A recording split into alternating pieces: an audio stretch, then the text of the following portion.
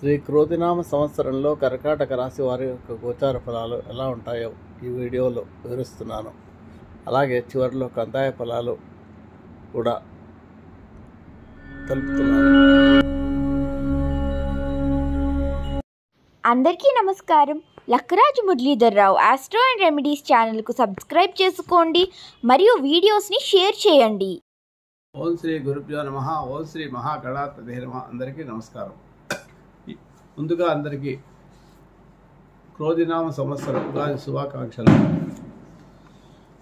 అందరికీ ఆ భగవంతుడు ఆయురాగ్యాలు, ఐశ్వర్యాలు, ఆరోగ్యము, మనశ్శాంతి ఈ సంవత్సరం అంతా సుఖశాంతంతో గడిచిపోవాలని ప్రసాదించాలని కోరుతూ ప్రారంభిస్తున్నాను.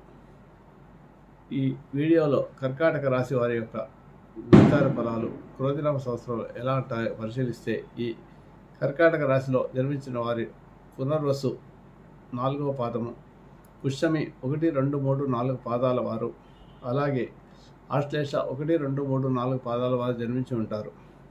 వీరి పేరులోని మొదటి అక్షరాలు ఈ విధంగా ఉంటాయి. పునర్వసుకు 4వ పాదానికి హి, అలాగే పుష్యమి 1, 2, 3, 4 పాదాలు హూ, హే, హో, డా, అలాగే ఆశ్లేష 1, 2, 3, 4 పాదాల వారికి డి, డు, డే, డో అనే అక్షరాలతో ప్రారంభమై ఉంటాయి. ఇకపోతే వీరికి ఈ సంవత్సరం ఆదాయ వ్యయాలను పరిశీలిస్తే, ఆదాయం 14, వ్యయం 2గా ఉంది. రాజ్యభుజం 6, అవమానం 6గా ఉంది.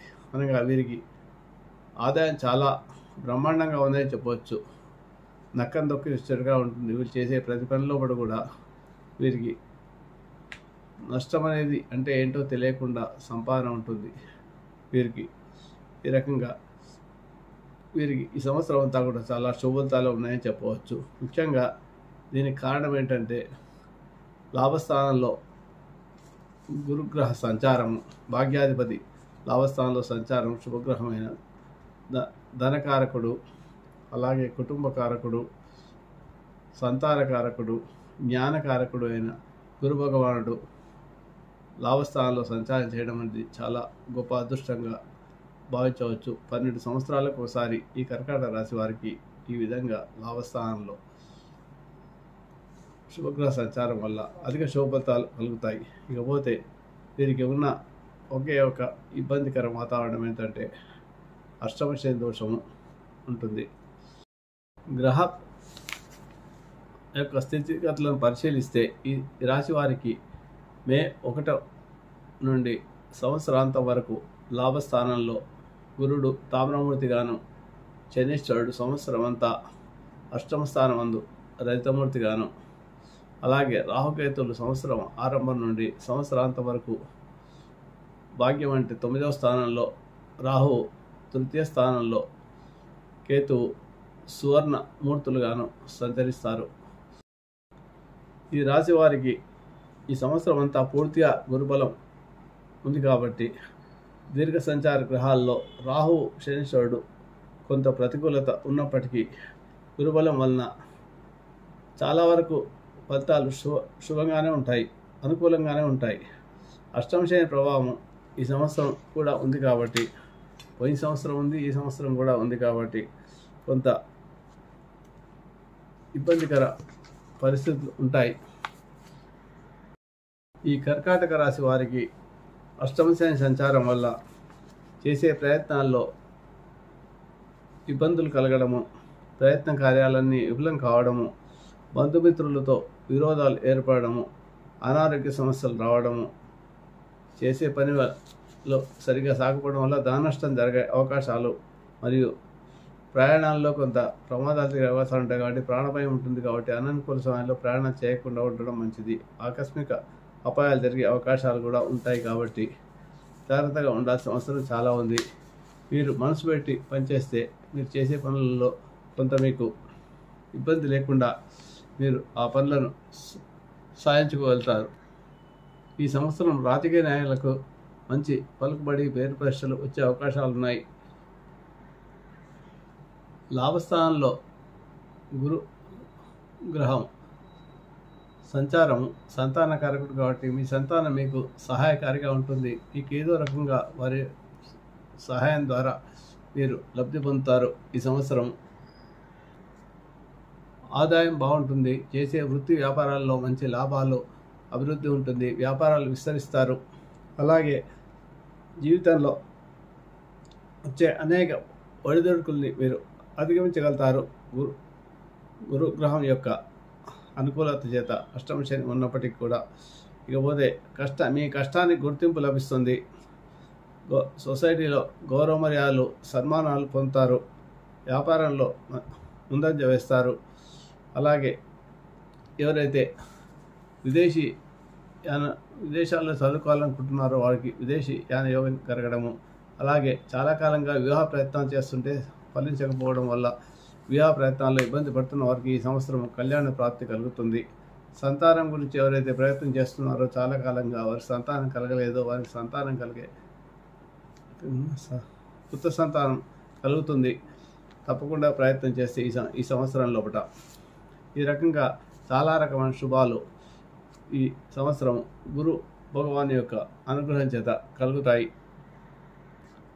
మీ యొక్క క్యారియర్ పరంగా ఉన్నత స్థితికి, వృత్తి వ్యాపారంలో మంచి పరిస్థితులు ఉండడమే కాక మీకు చేసే ప్రాణ స్నేహితులు ఎవరైతే ఉంటారో వారు మీకు అవసరానికి తగ్గ సహాయం చేస్తూ ఉంటారు.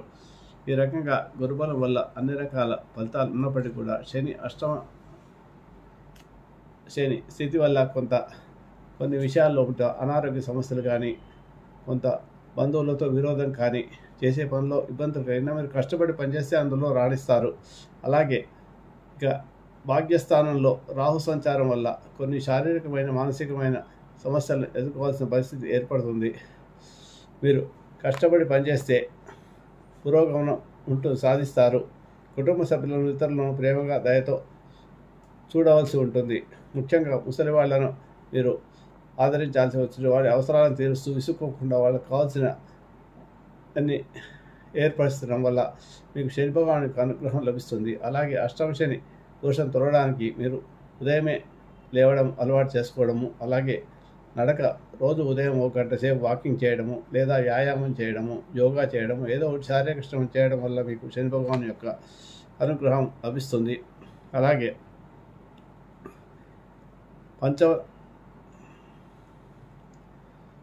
కేతు తృతీయ స్థానంలో సంచారం మీకు అనుకూలంగా ఉంటుంది.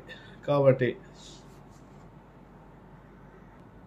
ముఖ్యంగా భాగ్యస్థానంలో రాహు సంచారం ప్రతికూలంగా ఉన్నప్పటికీ గురుబలం ఉండడం చేత కొంత అనారోగ్య సమస్యలు అంతగా ఇబ్బంది ఉన్నప్పటికీ అవి కొంత సాధారణ స్థితికి వస్తాయి. అలాగే మొత్తం మీద పోల్చుకుంటే, గత సంవత్సరంతో పోల్చుకుంటే ఈ సంవత్సరం చాలా వరకు మెరుగైన ఫలితాలే ఉన్నాయని చెప్పొచ్చు. భాగ్యస్థానం ఉన్న రాహు సంచారము మరియు అష్టమ శని యొక్క సంచారం కొంత వ్యతిరేక ఫలితాలు ఉన్నప్పటికీ కూడా గురుబలం అధికంగా ఉండడం చేత ఆ దోషాలు కొంత మీకు ఇబ్బంది కలిగించే ఉన్నట్టుగా ఉంటుంది. కానీ ఇబ్బందులు అనేవి ఉంటాయి. వాటిని తప్పించుకోవడం కష్టం. మీరు కొంత కష్టపడి మీరు చేసే పనుల్లో శ్రద్ధ వహిస్తే మీకు ఆ ఇబ్బందులు రాకుండా ఉంటాయి. గృహంలో స్థిరచరాస్తులు, బంగారం వంటి వాటిని కొనుగోలు చేయడానికి డబ్బు ఖర్చు పెడతారు ఎక్కువగా. అలాగే మొత్తం మీద ఈ సంవత్సరం చాలా బాగుందని చెప్పవచ్చు.